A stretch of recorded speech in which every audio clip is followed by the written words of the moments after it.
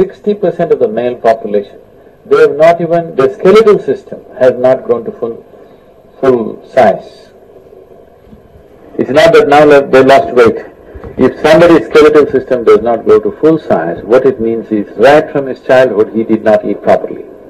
Never he's eaten properly at any time in his life. The condition of the females is much worse. So we have over 60% of the population which is an underdeveloped humanity. We are breeding an underdeveloped humanity and we are expecting that we will become a superpower. This is the wrong way to approach life.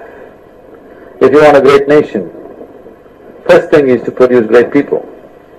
And the most fundamental thing is nourishment, health, and then education, ecology. None of these things are taken care of. It is somehow happening. This is because of the ingenious nature of the people. What I see is, I speak across the world with all kinds of audiences. The highest level of intellect in the form of academics, scientists, back to rural, tribal women, children, all kinds of people I speak to. But I find the average intelligence on the Indian street or even in the Indian village is much higher than most places on the planet. This is the wealth of a nation. This is the wealth we have created with thousands of years of culture and right kind of living. But we are going to lose it in a generation or two if you keep people undernourished. If you keep people malnourished for 1 or 2 generations, that intellect will be gone. After that you can't pull people up. Right now what India needs is all the support of a little finger. If you give, people will climb. You go to many other parts of the world, you not only have to give them, you also have to tell them how to eat. Here it's not like that. Just create an opportunity, people will take it. When we have such a population, if we don't turn this around in this generation, in our lifetimes, that will be the biggest tragedy, because after that the conditions may become too harsh. Our population is a huge challenge.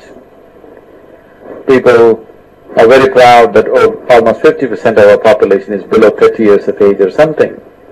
But you must see the condition of the youth in the country. Most youth, I'm not saying this with any disregard, I have a deep regard and respect and love for the country, that's why I'm saying this. I would say 50% of the youth not winning a race, they cannot even run 50 to 100 meters. They cannot climb a tree because their bodies are not even in that level of fitness. If you produce people of incapable physical incapabilities and mental incapabilities, then you have a huge backlog to handle. You have a huge handicap to play with. And we are going there rapidly. You can see this, you just walk into any village and see how people are. They're not in any healthy condition. They're not grown into full size. Somehow they're managing to live. So turning this around, in the next 5 to 10 years, if we don't turn this around, this will become more and more difficult as days goes by. And our ecological conditions are not any better. In 1947, how much water we had, drinking water we had per capita. Today we have only 20% of that. They're predicting that by 2025 we will have only 7% of that. That means you will not only be drinking water from a bottle, you will be having bath from a bottle. That's what it means.